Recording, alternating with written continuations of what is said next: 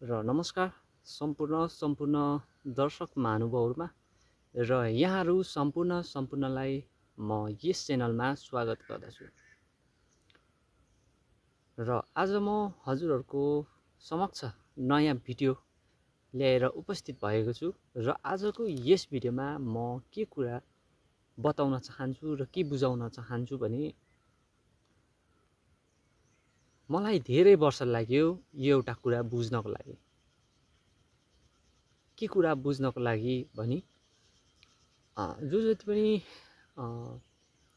मेरै उमेरको साथीभाइ है भाइ बहिनीहरू हुनुहुन्छ उहाँहरूलाई चाहिँ यो कुरा काम लाग्न सक्छ।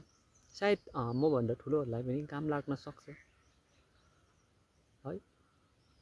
म 21 वर्ष पुगेको छु, 21 वर्षमा हिँडिरहेको छु र 21 वर्षमा आइपुग्दा मैले के बुझेँ भने सायद यो जो म भन्दा ठुलो मानिसहरूलाई पनि काम लाग्न सक्छ या लाग्दैन म भन्न सक्दिनँ त्यो है। तर म के सोच्थेँ भने जब म 18, 17, 16, 15, 20 वर्षमा हुँदा के सोच्थेँ भने जुनै पनि काम सुरु गर्न अघि केही गर्न अघि या जुनै पनि कुरोमा आफू जानु अघि मानिसले के सोच्छन् है, मानिसहरूले के सोच्छन् भन्ने कुरो सोच्थेँ म। केही गर्न अघि है कस्तो मलाई भन्छन् होला मान्छेले, कस्तो देख्छन् होला भन्ने कुरो मेरो मनमा आउँथ्यो कि। जस्तै म तपाईलाई उदाहरणको लागि दिन्छु। मेरोमा एउटा टी-शर्ट छ है, मलाई त्यो टी-शर्ट अलिकति अनौठो लाग्यो अनि मैले एकचोटी लगाएँ अनि म ऐना अघि उभिएर हेरेँ अनि आफूलाई कस्तो अनौठो लाग्यो, नसोहाको जस्तो लाग्यो। अनि म सोच्थेँ ला यो लगाएर हिँड्यो भने त मानिसले मलाई के भन्ला, साथीभाइले के भन्ला है, फल्नाले के भन्ला, डिस्काले के भन्ला भन्ने खालको प्रश्न चाहिँ मनमा उठ्थ्यो नै उठ्थ्यो। र यी मैले उदाहरण दिएको यी कुरामा मात्रै हैन, धेरै कुरामा मलाई मानिसले के सोच्छ होला भन्ने लाग्थ्यो। तर अहिले मलाई के लाग्न थाल्यो भने मानिसले जेसुकै सोचोस् हैन, मानिसले जेसुकै सोचोस्, अरूले के सोच्छ त्यो कुरो ठुलो कुरो होइन। हामी आफूले आफूलाई के सोच्छौं भन्ने कुरो चाहिँ ठुलो कुरो हो। अरूले हामीलाई के सोच्छ त्यो उनीहरुको सोचाइ हो हैन। उनीहरु जस्तो छ हामीलाई त्यस्तै देख्छ हैन। उहाँहरुले जस्तो सोच्छ, उहाँहरुको मस्तिष्कमा कस्तो खालको कुराहरु छ, नेगेटिभ छ कि पोजिटिभ छ हैन, त्यसरी नै उहाँहरुले हेर्ने हो। उहाँहरुले कसरी देख्छ भन्ने कुरो उहाँहरुले हेर्ने कुरो हो, त्यो हामीले हेर्ने कुरो होइन हैन। म कसरी हेर्छु त्यो कुरो ठुलो कुरो हो हैन, त्यो कुरो चाहिँ मुख्य कुरो हो। त्यो हामीलाई अरूले के सोच्छ भन्ने कुरो ठुलो कुरो होइन। फेरि अर्को कुरो के रहेछ भने हामीलाई कसैले पनि सोच्दैन रहेछ, हामीलाई कसैले केही भन्दैन रहेछ। जस्तै म सोच्थेँ कि ला मलाई के भन्छ होला मान्छेले, के सोच्छ होला भन्ने, कसैले केही सोच्दैन रहेछ, कसैले केही भन्दैन रहेछ। हाम्रो त्यो मनभित्रको कुरा मात्र रहेछ। हामीले आफ्नो मस्तिष्कमा अट्ने नअट्ने सबै कुराहरू राखेर त्यो कुराहरूलाई खेलाउँछौँ र सोच्छौँ आहा मलाई यस्तो पो भन्छ होला, यस्तो पो गर्छ होला। त्यो मनको भित्रको भ्रम मात्रै रहेछ। यदि तपाईले केही गर्न चाहनुहुन्छ, केही गर्छु भनेर सोचिरहनु भएको छ तर सुरु गर्न सकिरहनु भएको छैन भने तपाईले सुरु गर्नुपर्छ है। तपाईले जे नै गर्नु मन छ भने गर्नुपर्छ। मान्छेले के सोच्छ, तपाईलाई के भन्छ भन्ने सोचमा बस्नु भयो भने तपाईको त्यो मनको डरले तपाईलाई खान्छ। एउटा मलाई थाहा भएको कुरो है, मैले एउटा पढेको एउटा मलाई पंक्ति याद भयो, एउटा लाइन याद भयो है। मनको बाघले भन्दा वनको बाघले भन्दा मनको बाघले खान्छ भनेर भनेको मैले पढेको थिएँ, याद छ मलाई है। हामीलाई वन जंगलको बाघले भन्दा चाहिँ मनको बाघले खान्छ भनेर भनेको यो कुरो सही हो। हामी मनमा नाना थरी कुराहरू खेलाउँछौँ र सोच्छौँ मलाई मानिसले यस्तो पो सोच्छ कि उस्तो पो सोच्छ कि भन्दा भन्दै हाम्रो मनले नै त्यो कुरोलाई छोडिदिन्छ, गर्नै सक्दैनौँ हामी त्यो कुरो। र त्यसै कारणले गर्दा हामीले अरूले के सोच्छ, अरूले के भन्छ भन्ने कुरोलाई सोच्नै हुँदैन। कसैले केही सोच्दैन, म एक्लै हो मेरो बारेमा सोच्ने, अरू कसैले केही सोच्दैन भन्ने हिसाबमा चल्नुपर्छ। नत्र भने तपाईँले अरूले के सोच्छ, अरूले के भन्ला भनेर भन्नुभयो भने तपाईँ केही कुरोमा सफल बन्न सक्नुहुँदैन। तपाईँले जुनै कुरो गर्नुहोस्, मानिसले के न के त भन्छ नि।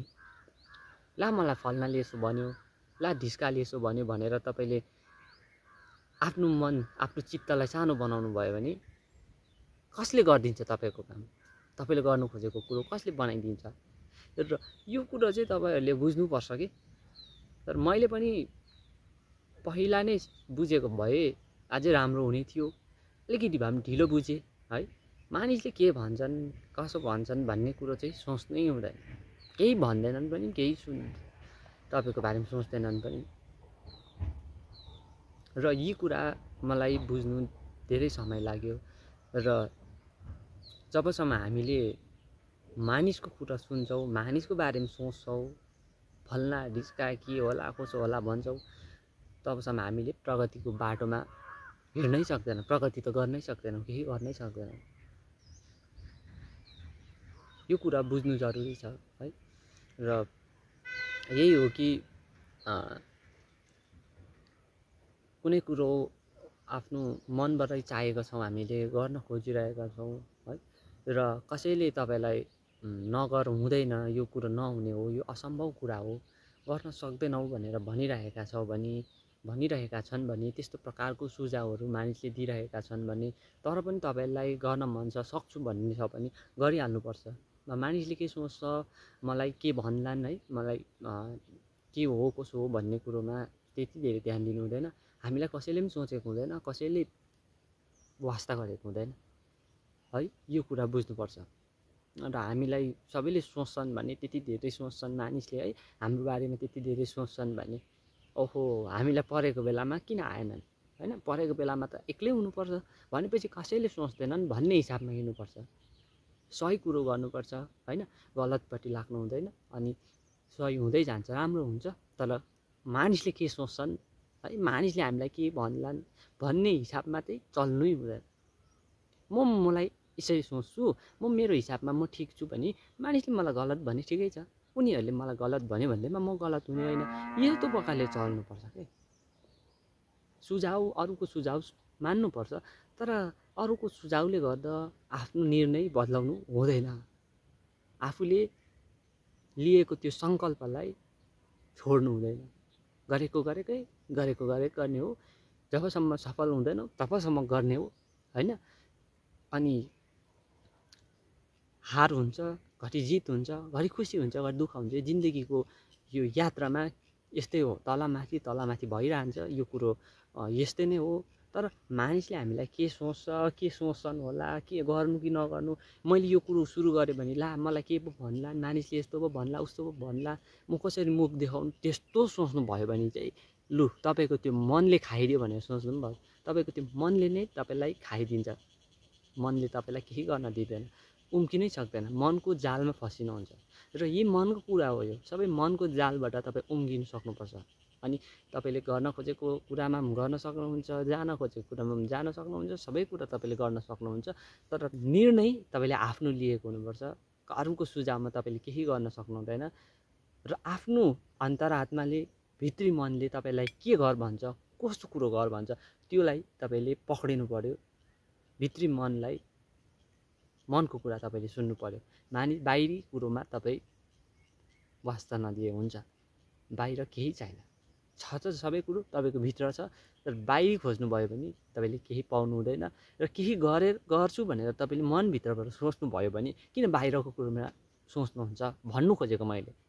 भित्री मनले हामीलाई केही गर्नु लगाउँछ भने हामीले गर्नु अघि नै बाहिरको बारेमा सोच्छौँ। ला बाहिरको मान्छेले के सोच्छ, फल्नाले के सोच्छ, ढिस्काले के सोच्छ भन्ने हिसाबले चाहिँ हामीले काम पनि सुरु गर्दैनौँ, थाली पनि हाल्दैनौँ। अनि हामी बादमा गएर पश्चाताप गर्छौँ, रिग्रेट गर्छौँ। ओहो मैले त भएन यो कुरो गर्न सकिनँ, गरेको भए हुन्थ्यो रहेछ भन्ने हुन्छ र सुरु गरिहाल्नुपर्छ। जे गर्नु छ सुरु गरिहाल्नुपर्छ र मान्छेको वास्ता गर्नु हुँदैन, संसारको वास्ता गर्नु हुँदैन र केही गर्नु छ भने तपाईँले आफ्नो कुरा सुन्नुपर्छ र आफ्नो आत्मविश्वासको साथमा मात्रै तपाईँ अघि बढ्न सक्नुहुन्छ। र यहाँहरूलाई आज मैले आफ्नो एउटा सानो अनुभव है, मैले बुझेको, मैले गरेको अनुभव बताएको छु र भिडियोलाई अन्त्य गर्न अघि एउटा कुरा भन्न चाहन्छु। यहाँहरू जस्तो मानिसहरू थोरै मात्रै छन् जो आफ्नो जीवनको अमूल्य समय यस्तै ज्ञानको कुराहरूमा लगानी गर्ने गर्छन्। ती मानिसहरूमध्ये तपाईँ एक हुनुहुन्छ जो आफ्नो अमूल्य समय यस्तै ज्ञानको कुरोमा लगानी गर्ने गर्छन्।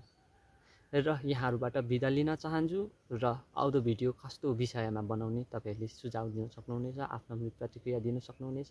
र यति भन्दै आजको भिडियोलाई अन्त्य गर्न चाहन्छु। धेरै धेरै धन्यवाद हजुरहरूले मेरो भिडियो अन्त्यसम्म हेरिदिनु भयो भने।